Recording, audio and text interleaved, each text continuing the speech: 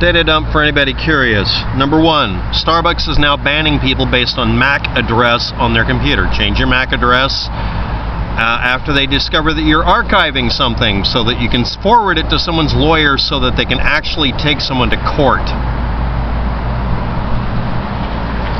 Starbucks is using in Portland, Oregon, Google high-speed internet for their Wi-Fi. Quinkadinkly, this was me archiving somebody committing a criminal action that needed to be forwarded to someone's lawyer on YouTube. Just a quinkadink. Next. Starbucks is going to start making you type in an email address. Just use a throwaway one. Don't use a burner one. It has to be consistent for you to use the internet so that they can tie you to your searching activities. Now, I don't actually have a problem with that, but the coinky-dinkiness of them applying MAC address bannings without telling anybody what's going on, or even giving me an idea what happened, for me typing in archive.is 3 times. Maybe it was just an accident, or maybe it was a time limit I don't know about. Okay. But all I changed was the MAC address and everything worked again. Next.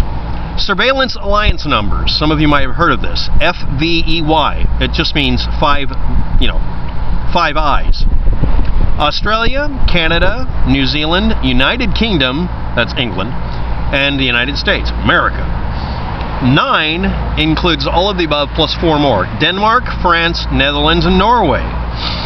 14 includes all of the above, and Germany, Belgium, Italy, Sweden, Spain, and all of the above plus others is just infinite eyes.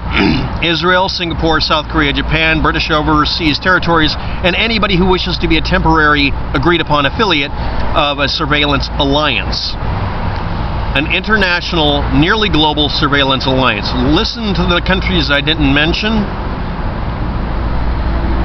And aren't they supposed to be the ones known most astoundingly for 1984 surveillance state tactic? We have become what our enemy was. Anyway, next. Setting up your own VPN, your virtual private network, to get around this just points the authorities to your VPN system, your house. Don't do that unless you're really, really going to do a lot of work with it. Every year, Reporters Without Borders publishes a list of enemies of the internet, designed to draw attention to countries that disrupt freedom of speech, information, with propaganda, surveillance, and censorship. Why? Let's say Five Eyes. These are countries that have agreed to shared information from their, it's implied, mass surveillance of their own populations and traffic going in and out. They're not just surveilling China breaking in. Was China on the list?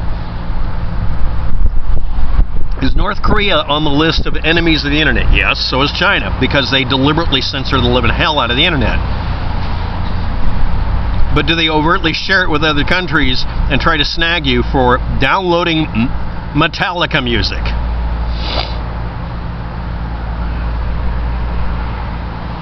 Anyway, you can look up the best and second best VPNs if you want to. Some go for $4 a year for real-world privacy security, actually doing a decent job. Now they'll have, burn notice rules about their files, flash paper rules. Mulvad and Azir VPN are the 2 best ones, neck and neck. The others are, whatever.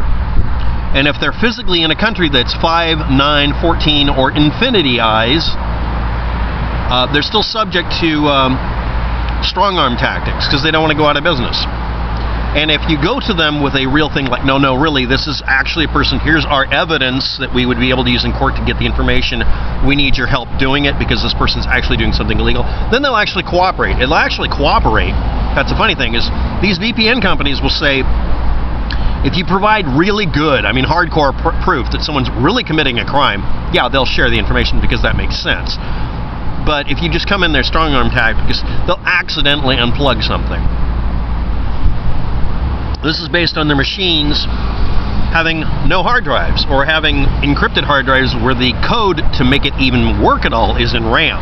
Once the RAM is cleaned, especially if they use static RAM, or dyne RAM, or rotating data storage like Well, delay line RAM is what you use. A delay line is when you fire a signal through a cable that has a time delay of, like, let's say 1 millisecond. Well, if you transfer it 1 megahertz, that's 1 megabits a second, basically it acts like a memory because it creates a delay line, like an echo chamber. And you can fire data in and read it back out and read it back in. And it can contain all those keys. Once you pull the plug, there isn't anything repeating it, so 1 millisecond later, there is no way to decode those hard drives. They basically are waiting to be erased. And you have the computer create the key each time. And it can dynamically shift the partition between the two sections, like let's say this is hard drive space. They can slowly decode and re-encode every day the entire data structure of the drive on a rotating basis to where it's not able to get into. So even if they're in a country with infinity eyes, the United States, where everybody has the right to your data, except you sometimes, they can't, because they don't even have the codes to get to it. And that's including logs or data traffic. And again, some of these places are pretty cheap. I'm not saying you should do this. I'm just saying, please don't do this yourselves. Unless you're really, really willing to learn every single data link below and everything they lead to. As always, the Wikipedia article, Comparison of Virtual Private Network Services, it's not the Wikipedia page, it's the talk page and history pages for it that are important. I leave that as an exercise to the very curious or very careful. And I'm going to repeat this. When Starbucks does something and says it's a test, that's like Google saying, we're just trying out a new format. It's called lying. They're going to require that you type in a password and log in and use an email address. Let's just for sales. No, it's not. It's to make you track them. Just like my MAC address just had to change to something that matches up with an iPod, because that's what I told them I'm using is an iPod.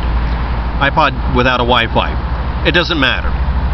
Get a MAC address changer, use that for a while, and then when, not if, they make this universal, just use a burner email address and change your MAC address every damn day. There's not an infinite number of them, but eventually they're going to get the hint when they start seeing people showing up as thermometers and Wi-Fi enabled Cuisinarts and refrigerators. Lunatic Fridge, I know you're out there. Thanks for watching.